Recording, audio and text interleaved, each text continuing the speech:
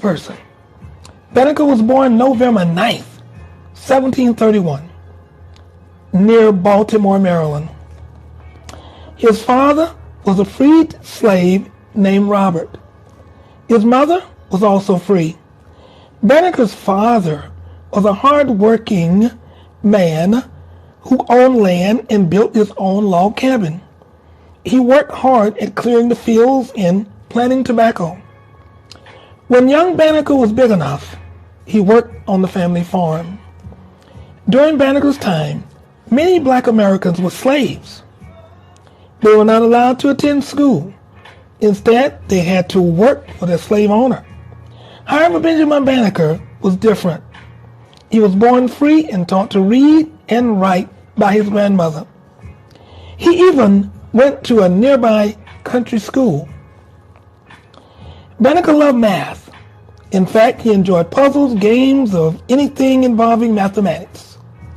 He also liked history and reading, but math was his favorite subject. After a day of school and work on the farm, he would read some of his many books. Sometimes at night, he would often lie on the ground, looking at the stars and studying the heavens. This is very important right there. Once a traveling salesman gave Banneker a pocket watch. He wondered how the watch worked. After taking it apart, he found out. In 1753, with what he had learned, he made a wooden clock. A wooden clock. This was the very first wooden clock ever built in the United States. It kept perfect time for over 40 years. People came from everywhere to meet the young inventor and see his fine work. In 1771, a neighbor talked to Banneker about astronomy. Astronomy is the study of the planets and stars. The neighbor also lent him books, tools, and a table to study on. With this information, Banneker taught himself astronomy. Because of his interest in astronomy, Banneker decided to write an almanac. This is a book with many facts that are helpful to farmers. Almanacs include information about the weather, the planets, stars, and when to plant crops. Banneker's almanac also included a calendar, recipes, poems, and articles against slavery. Because he was a free man, he wanted other black people to also be free. After the death of his parents, Benjamin Banneker, lived alone on the family farm. He never married. His three sisters, who lived nearby, would often visit and care for his needs. One of the most important things, here we go, that Banneker did was work in the planning of Washington, D.C. In 1791, he was invited to help survey or measure some land. This land later became Washington, D.C., our nation's capital. Banneker also helped design the plans for the capital streets and buildings. When the chief surveyor of the Washington Project left and returned to France, he took the plans with him. All the plans to draw up Washington, D.C., he took them with him. Benjamin Banneker had a very sharp mind, like a photographic memory. He had remembered every single detail. As a result, Washington, D.C. was built as planned from his memory. In 1792, Banneker returned to his farm. His interest in astronomy was greater than ever before. He immediately began writing other almanacs. He published them for almost 10 years. He even sent a letter and a copy of his almanac to Thomas Jefferson. Banneker wanted to prove that blacks were intelligent, capable of learning, and deserved to be free. Thomas Jefferson agreed. On October the 25th, 1806, Benjamin Banneker died while doing one of the things he loved most, studying the stars. I think you found your answer in that. What did he do? My goodness. You know, the wooden clock, it was interesting. It really excited me with that. I mean, you know, the grandfather wooden clock that you see in places, mostly places of wealth. You go to big banks, in all these places, you see these big wooden clocks there. Well, he was the inventor of that. Okay, but his astronomy. Now, you've heard of McDonald's almanac, I think. It used to be really big down in the South. Farmers use it. My mother used to read it. Everybody would read it to keep up with the weather, when to plant, when not to plant. They would keep up with the moons. What moon is it? Is it new moon? Or first quarter, whatever the case may be, what to do. They did all the information from the almanac. Well, Benjamin Banneker was the founder of that, the inventor of that. So, but the thing of it was his mind, his mathematics, his genius. Can you imagine? Like I say, the guy that drew up, the architect that drew up all the plans for Washington, D.C., he took all the plans and went back to France, where he came from. And they're sitting there like, okay, what are we going to do with this land? Benjamin Banneker, with a photographic memory, he remembered the plans. And therefore, they were able to go ahead and build Washington, D.C. Wow. I don't know about you, but I think that's huge. I want to say, well done, Benjamin Banneker. So he was born 1731, and he died in 1806. Okay? So I think we found the answers. What was the most important to him was astronomy. His best subject in school was mathematics. And he invented the wooden clock and the almanac. Okay? And he drew up the plans for Washington, D.C. So there you go. All right. Let's see what we can do next. Let's go to, everybody know this guy. You should. Dr. George Washington Carver. As a matter of fact, my school that I attended was named George Washington Carver School. In Florida, until they came recently and changed the name. I think they took the name down and called it something else. But it was George Washington Carver.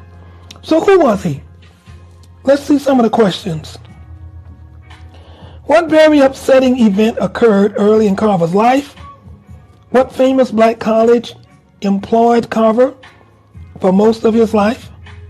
Why didn't the farmers who had unproductive soil first listen to Carver? We probably know the answer to that. Early in his life, what appeared more important to Carver than anything else? Carver's laboratory produced over 300 products, and in so doing, turned farming around. From what plant were the 300 products derived? I'm sure somebody already know. Sure, they can type in that answer. Type it in if you know it, please. What do you think Carver remained? No, why? Why do you think Carver remained a religious and simple man despite fame and fortune?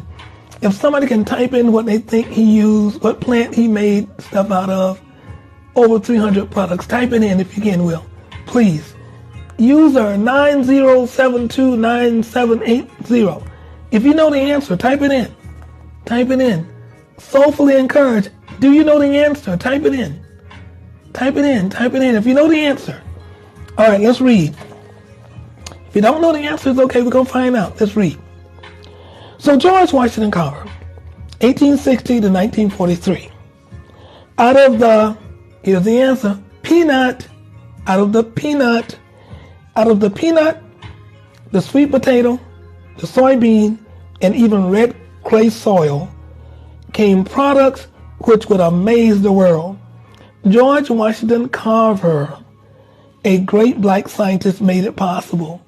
Hey, Carver was born in Diamond Grove, Missouri in 1860. George and his mother were slaves.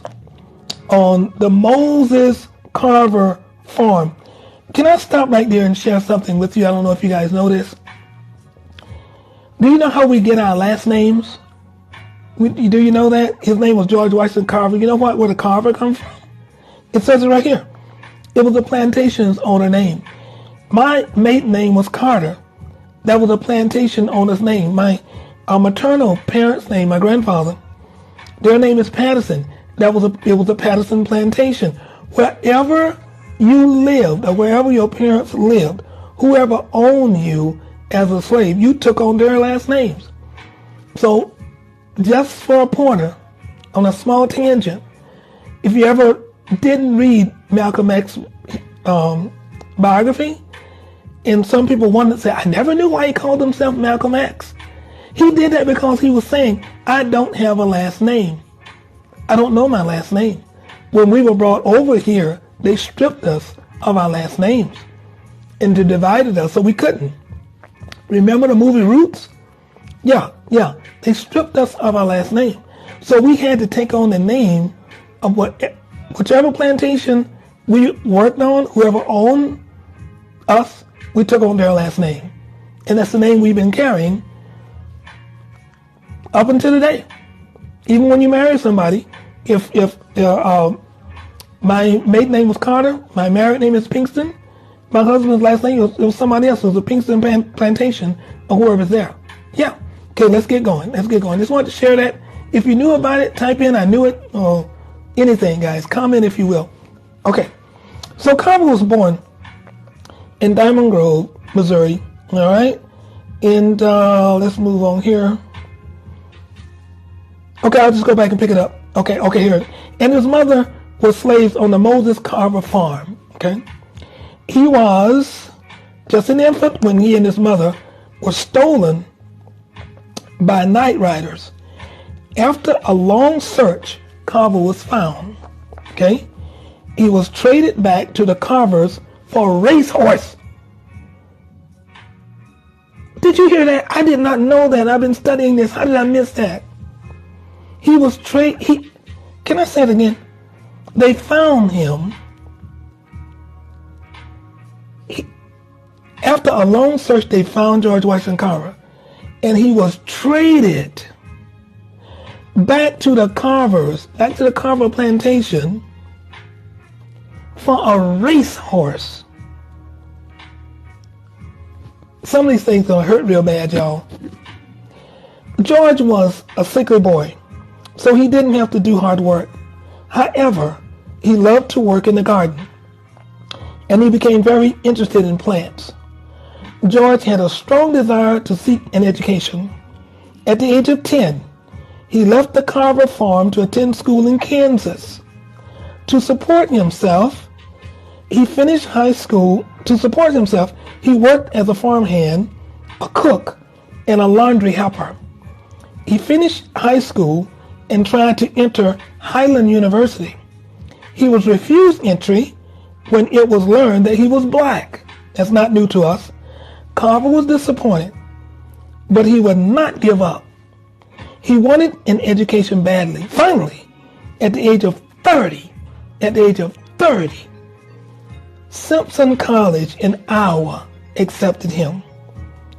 After a year at Simpson, he was accepted at the college now known as Iowa State University. He began his studies in plant and farm science. In 1894, he was the first black American to graduate from Iowa State University. Because he was such a good student, he was made instructor. Although he taught others, Carver continued to complete his studies with plants and soil at Iowa State. Within 2 years, he received his master's degree. Because of Carver's wonderful work, he was offered many jobs. In 1896, he accepted the invitation of Booker T. Washington to teach at Tuskegee Institute in Alabama. He worked at this famous black college for the rest of his life. He wanted to help his people. For many years, the South only crop was cotton. I remember cotton. My mom picked cotton. Yes. I was a little girl in the cotton field. I remember it. South Georgia. This made the soil very poor. Carver told farmers that they should first plant peanuts,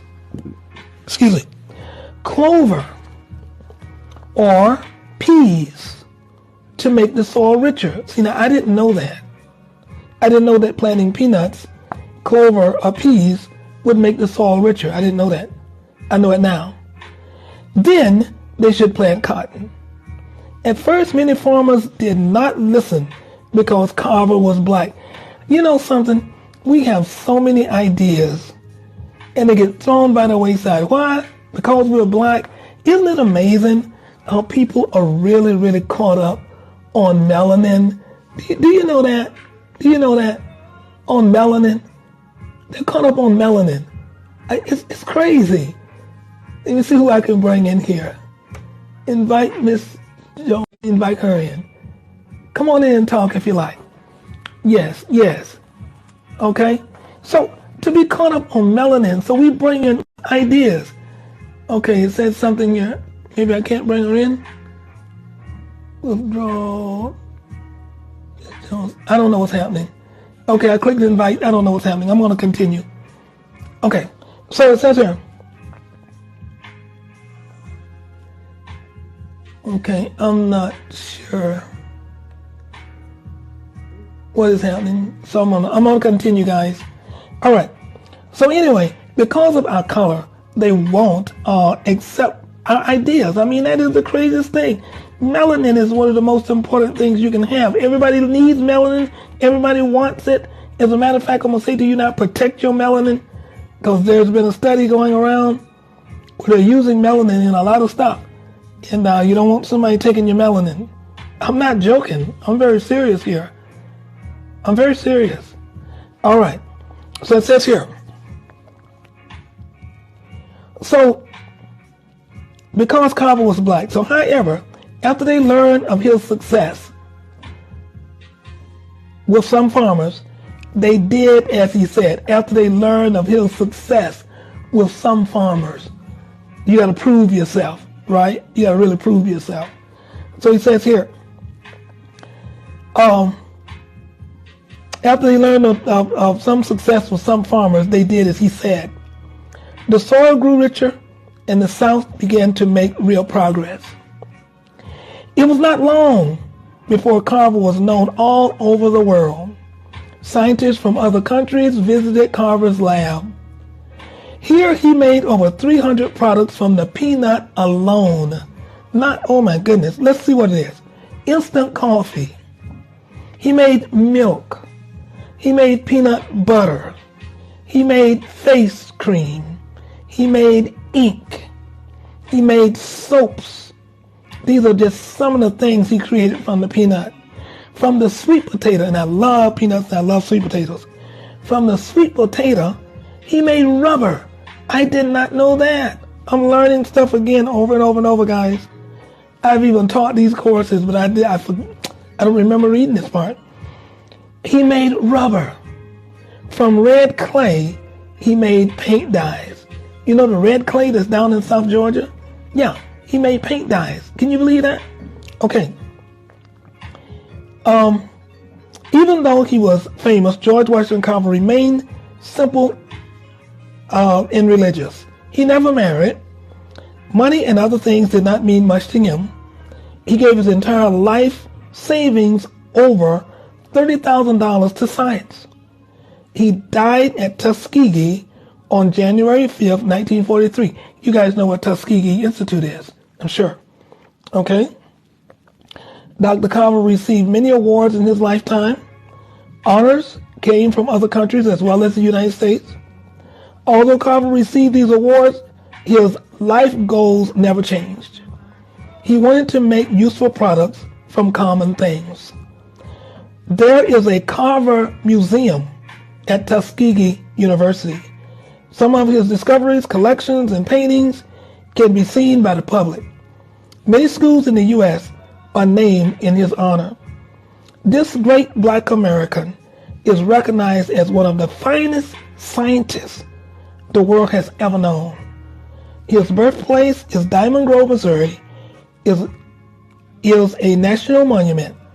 In 1948, a stamp was issued in his honor. In 1973, he was elected to the New York University Hall of Fame. Claps. I gotta get me one of those clapping things. I want one of those clapping things, guys. Claps for George Washington Carver. Yes. All right. So what do we learn from him? He invented all kinds of things out of the plant. He was a genius.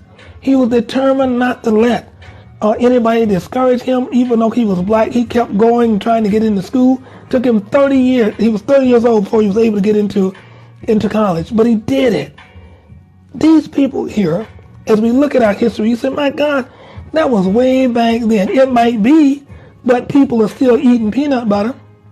Hey, it might have been way back then, 1860 to 1943. Sure, way back then. But people are still, you see, what we got to realize is inventions go on and on and on. All we need to do is invent something. Again, when you invent the pen, people are still using pens. I'm trying, but I'm just sending the invitation, but I don't know what's going on, so I'm just going to keep going. If you can get in a comment, please do. Okay, so it's the inventions, guys. I believe inventions, I believe ideas are still being given today. God is giving creative ideas to people today. I know he gave them to them back then. We're still inventing today. All right, let's move on to our next person. Now this is huge. Dr. Charles Drew. How many people ever heard of Dr. Charles Drew? Anybody out here?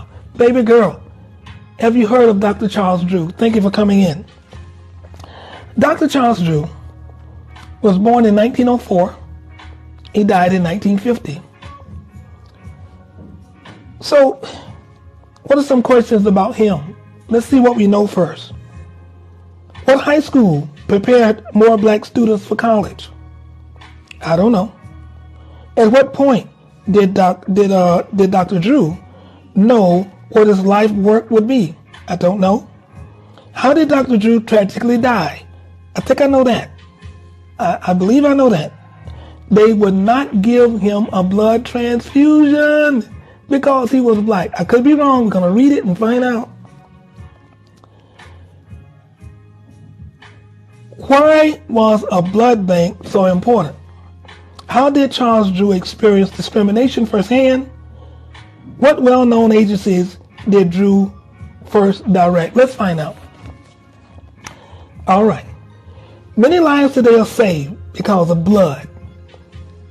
Blood can be stored until it is needed.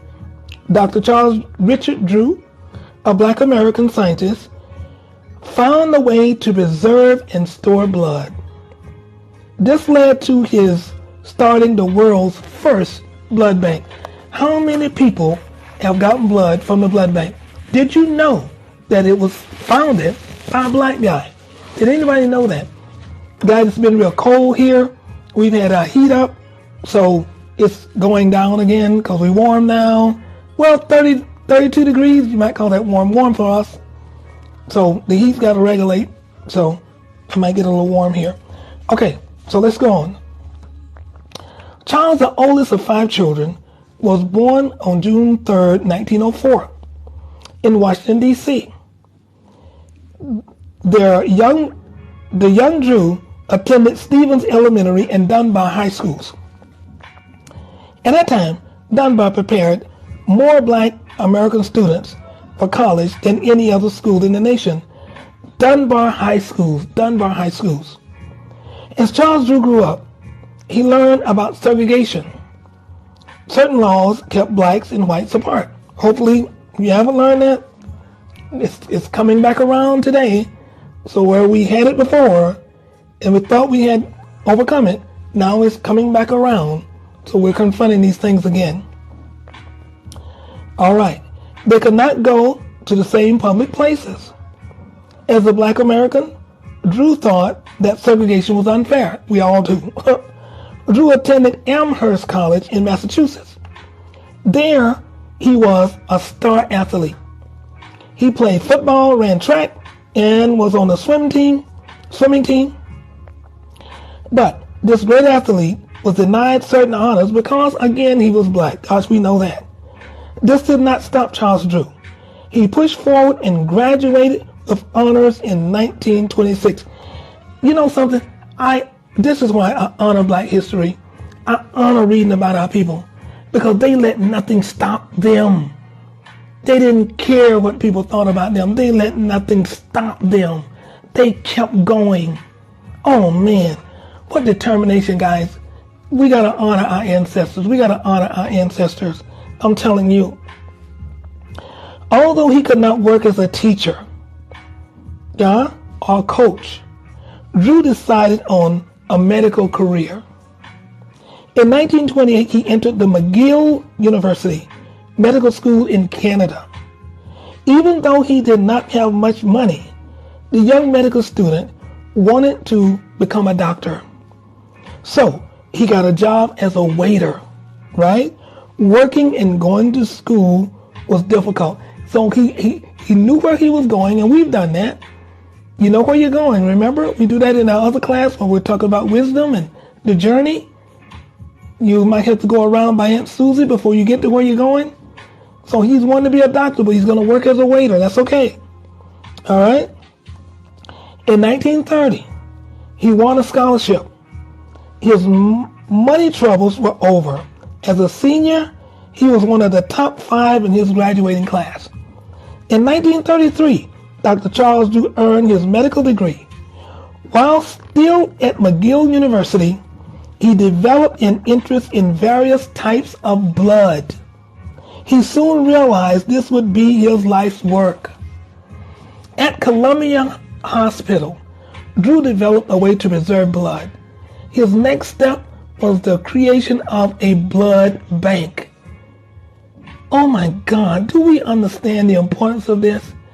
And how many people of color have been denied treatment and not wanting to be given transfusions and things of this sort because of the color of their skin.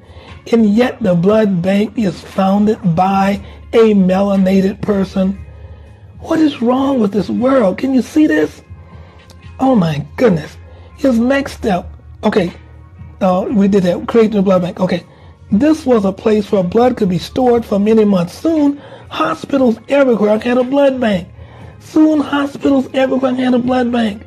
The Red Cross everywhere, they got a blood bank. Do you hear the name Dr. Charles Drew coming up? I'm sure you won't. Somebody else could have taken the credit. I wouldn't be surprised. Okay, in 1939, Charles Drew married Lenore Robbins of Philadelphia. They had 4 children. Drew continued to work and study at several hospitals. In 1940, he earned a Doctor of Science in Medicine degree. When World War II began, Dr. Drew's work was so successful that the British government asked for his help. The blood bank, which he set up, saved thousands of lives. That was then. That's dealing with World War II. Saved thousands of lives. All right? Then Dr. Drew became the first director, here it goes, of the American Red Cross Blood Bank. Oh my God, did you know that? Did you guys know that? Did you guys know that? Does anybody know that? Somebody just let me know if this thing is working. Can somebody just type in something? I see one name, I can't read it because of my colors. Yeah, just let me know if it's working. Type in something, if you will, if you don't mind. I appreciate it. Okay, so the American Red Cross with Dr. Charles Drew. Okay, let's go on here. Lost my place. All right, so after the war, he returned to Europe. He worked with a 4-man team to help improve medical care. Dr. Drew was also a teacher.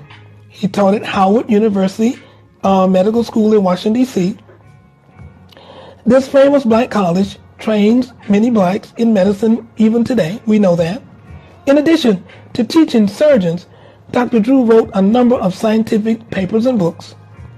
In 1950, Dr. Drew and 3 other doctors were on their way to a medical meeting at Tuskegee Institute. Their car overturned.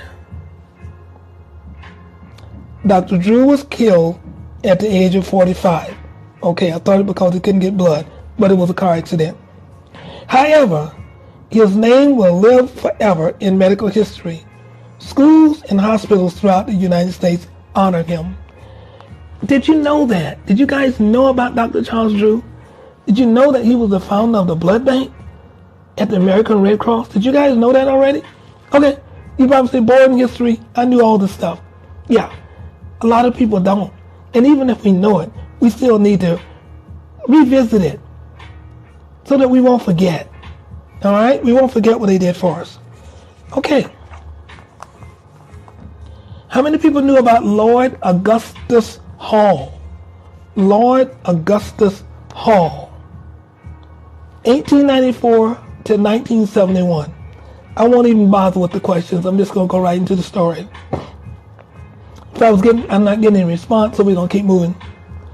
Chemistry is the study of certain substances and the changes that take place when they are combined. A person who studies chemistry is called a chemist. We know that. One chemist, Black American, changed the meat packing industry forever. And that was Lloyd Augustus Hall. He was born in Elgin, Illinois. I have no idea where that is, except it's in Illinois. On June 20th, 1894. He was an honor student at the East Side High School in Aurora, Illinois. There he developed an interest in chemistry. He did very well in school. He graduated among the top 10 in the top 10 students in a class of 125.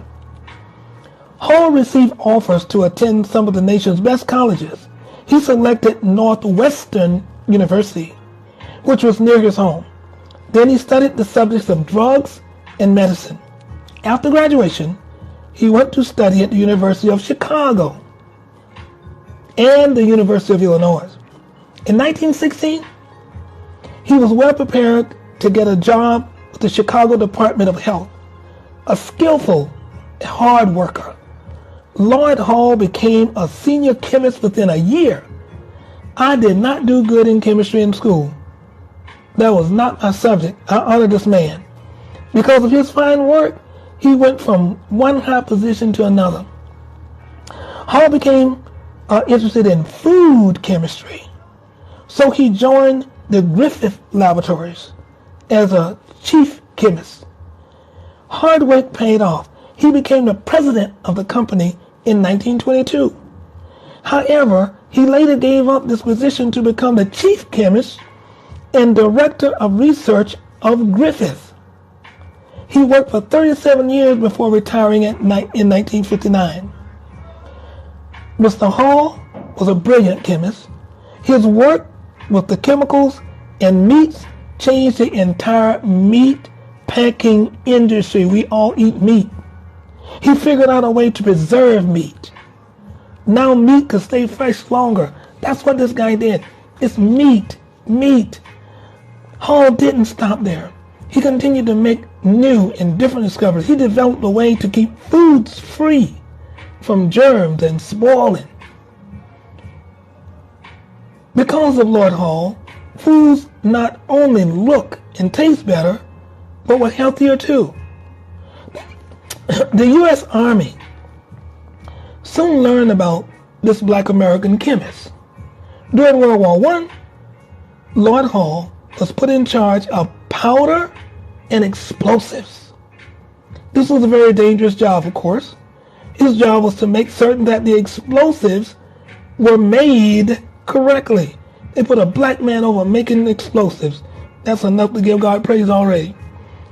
There were many problems during the next World War. Again, Hall was there. He helped to solve problems with military food supplies. The food often spoiled and could not be eaten. This smart chemist solved the problem. A form of common table salt was used to preserve food. Salt is a preserver. That I did know. Dr. Lloyd Hall was always willing to share his knowledge with others. He wrote over 50 scientific papers.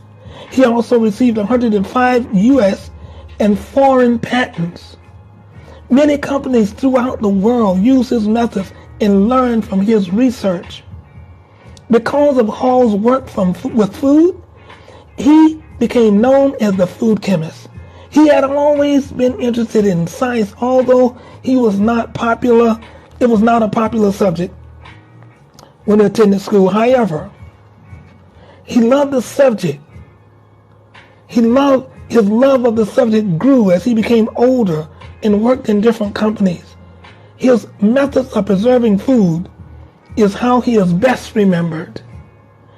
Anybody ever heard of Lloyd Hall preserving food? Seriously?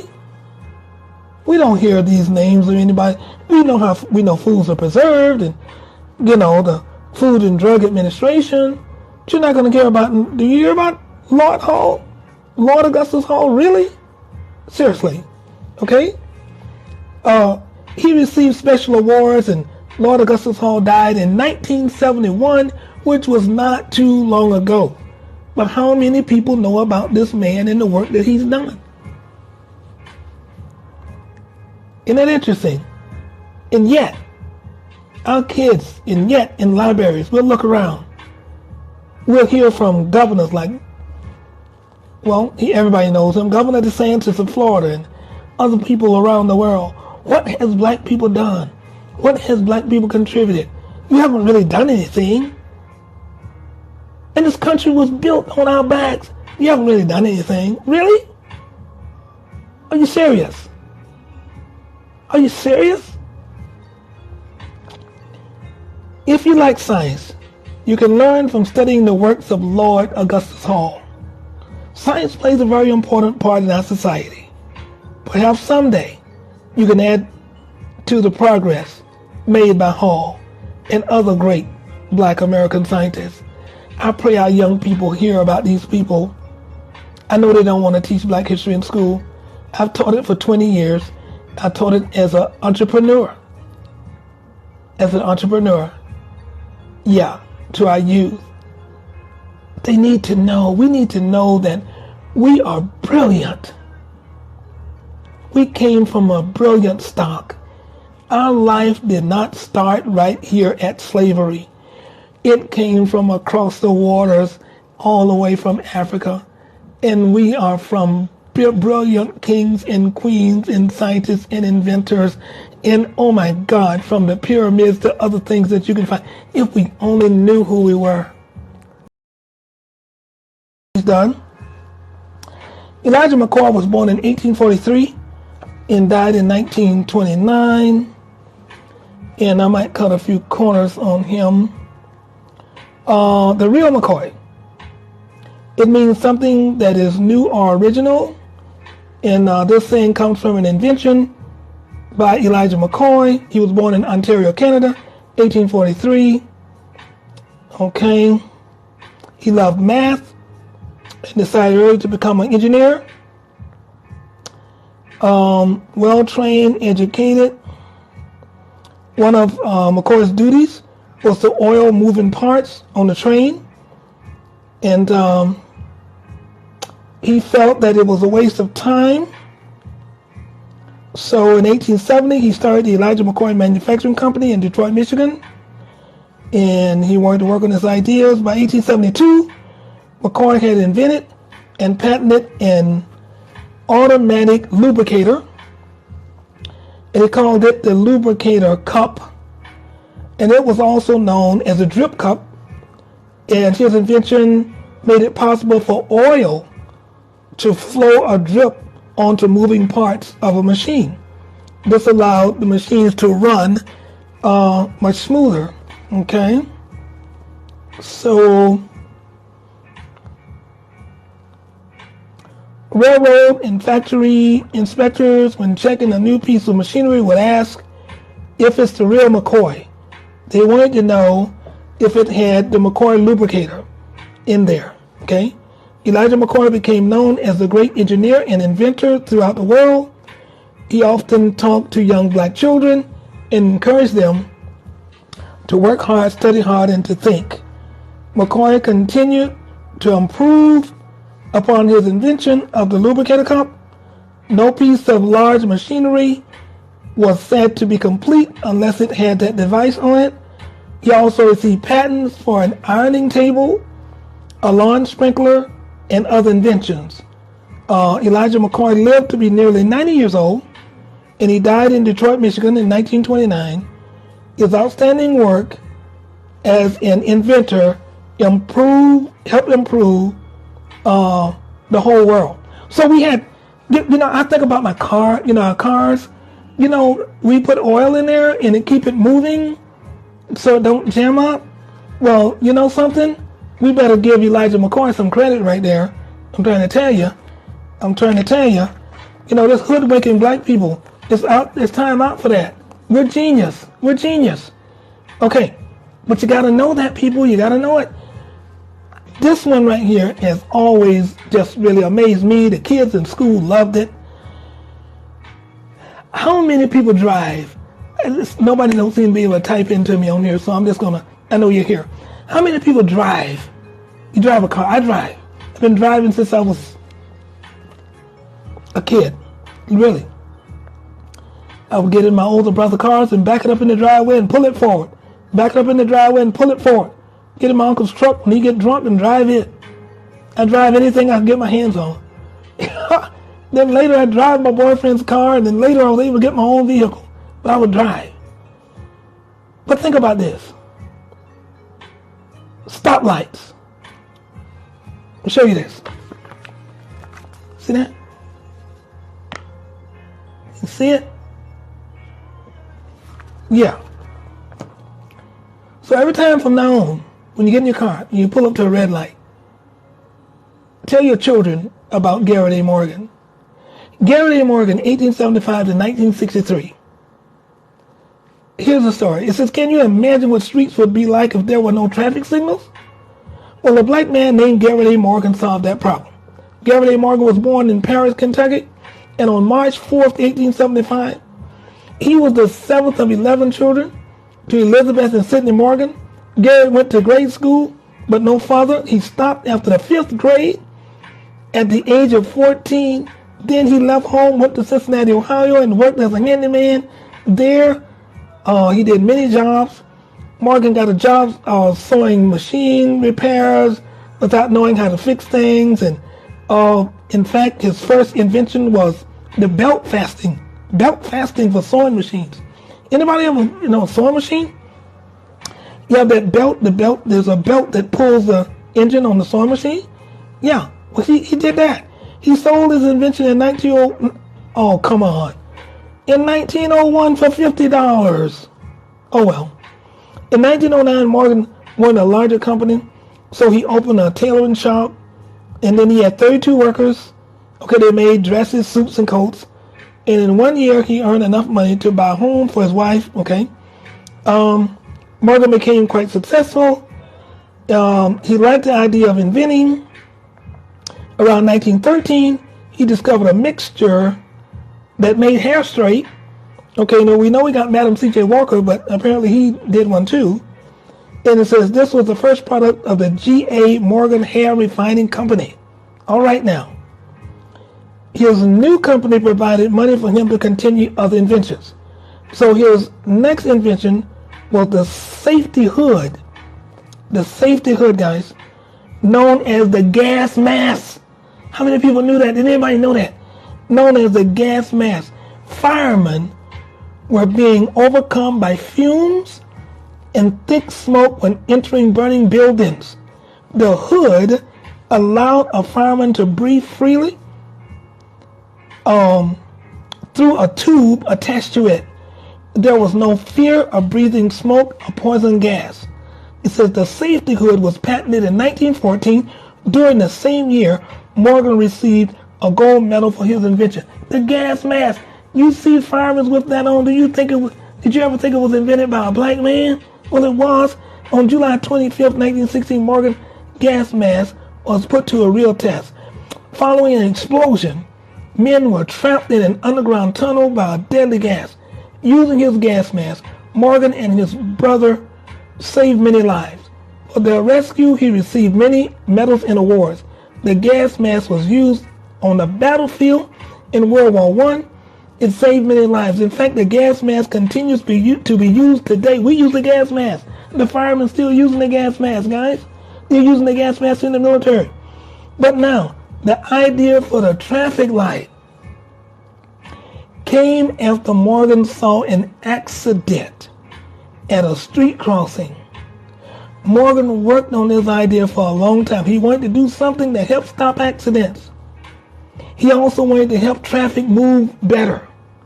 So in 1913, he received a patent for his traffic signal. Today.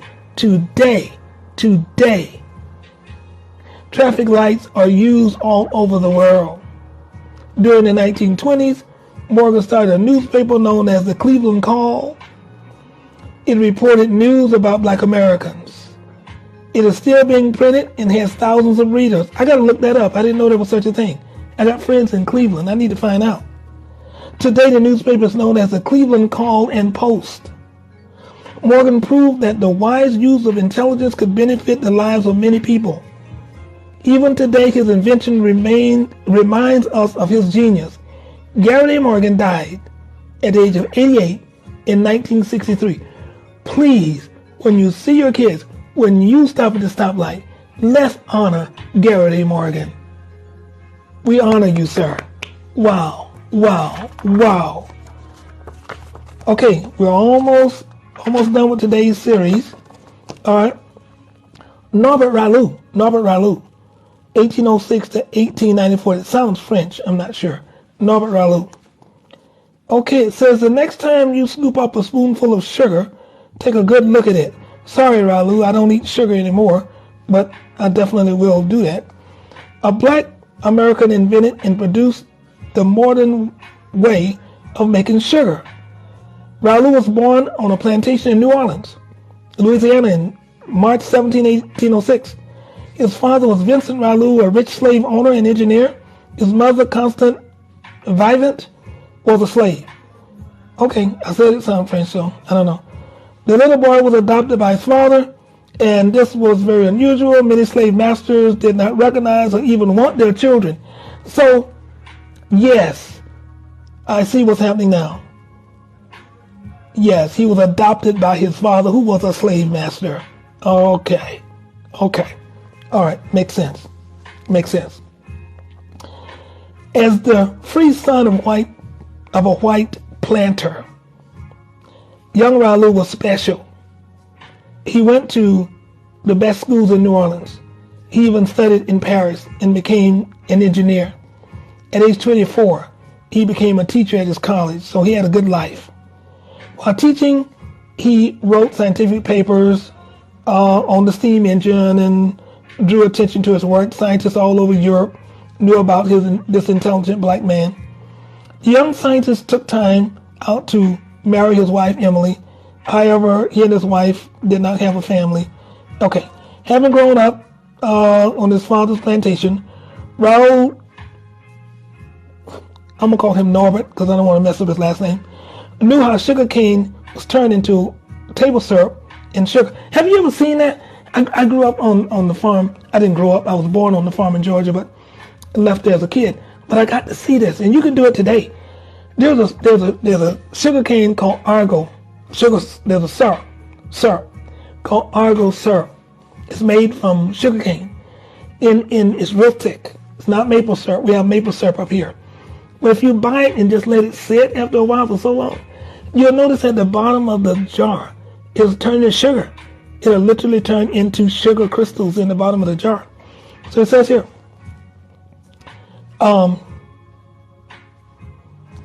So having grown up and he's seeing this table syrup and sugar, this process was expensive and even dangerous. Slaves had to carry boiling sugar cane juice from one huge kettle to another. They worked hard and were often burned by the hot liquid. Oh my God. Guys, you would have to see that. I wish I could show you a good picture. There was a thing that went around, and they would connect the horse or the mule to that thing. And they would pull it around and around, and they would stick the stalks of cane into it. And it would squeeze the juice out of the cane, out of the stalk of cane. And then they would have to carry it over and put it into a gigantic big kettle. And they would have to cook it and cook it and cook it till it became at a certain consistency.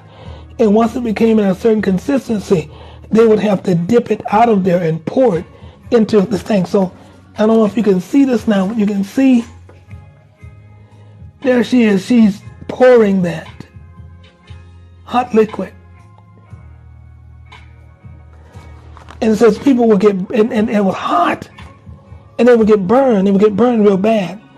So he says he believed that there was a better way and a safer way to refine or pure sugar.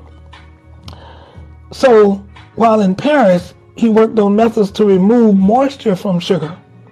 Then this he did by heating and drying process called evaporation. This later led to his first patent in 1843. It says there was a problem, but later he worked long hours and he believed that he could do that. So in 1846, he received another patent for improvement on his invention. Sugar growers could now mass produce sugar. It could be made better and cheaper. His invention changed the entire sugar industry worldwide. His invention process also led to making many more other products. Okay, he did something else here. Another invention was his method to rid New Orleans of its sewage problem. The sewage problem caused mosquitoes. Oh, trust me, I know about mosquitoes. He said, which carried yellow fever. Okay, so mosquitoes in the sewage, and then the mosquitoes bite you. Okay, thousands of people died as a result. The city would not accept a black man's plan for killing the mosquitoes. Each one of these guys, and we're going to find all through history, no matter how genius, no matter how, I'm telling you, how many lives it would save, all because of melanin, it was rejected. Don't you get discouraged with your melanin. Melanin, they want melanin. They need melanin. They're putting melanin in all kinds of things now. Trust me, hold on. I'm going to say it again. Hold on to your melanin. Don't you dare go bleaching your skin. Don't you dare go changing nothing about yourself. Everybody wants melanin. They just wanted to reject it because it came from a melanated person. Keep your melanin. Thank God for your melanin.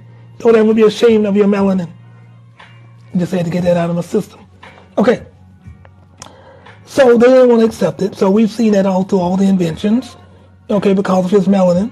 However, years later, the city did accept a similar plan by a group of whites. They wouldn't accept his, but later they accepted a similar plan by a group of whites. I'm not prejudiced on here, y'all, but this is Black history, and the truth must be told. I got all kinds of races in my family. There's nothing prejudiced about me. Family and friends. But the truth must be told. The only way we can correct something is to know the truth. The only way a wound can be healed, you have to remove the scab and the pus. The pus in there has to come out. You have to get the pus out. Once the pus is out, the wound can heal. You can't keep covering it over. Yes, it's uncomfortable to talk about sometimes. Yes, it hurts.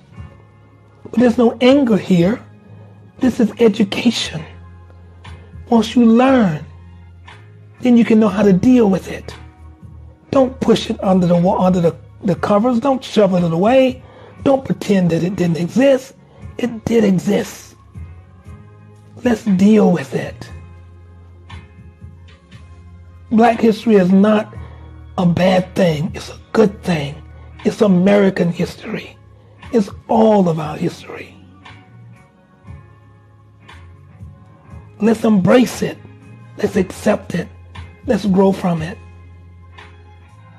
Let's move forward, not backwards. All right. So it says here, this upset him, and I know it did. And he decided to leave New Orleans and go back to Paris in 1854. He never returned. Norbert died in Paris at the age of 88 on October the 8th, 1894. More than 30 years later, a worldwide movement was started to honor him. It began in Holland and spread to include every sugar-growing country in the world. This great inventor was often saddened during his lifetime because of the unfair treatment of his people. Yet his work as a chemical engineer was the greatest ever done for the sugar industry. It was also tremendous work by a Black American. When you use sugar, let us not forget Norbert Rillieux. He was the great inventor who made life sweeter for us all. We won't forget you, sir. I pray that we won't forget you. And I'm glad they honored you in the end, even though you were dead and gone. You're not the only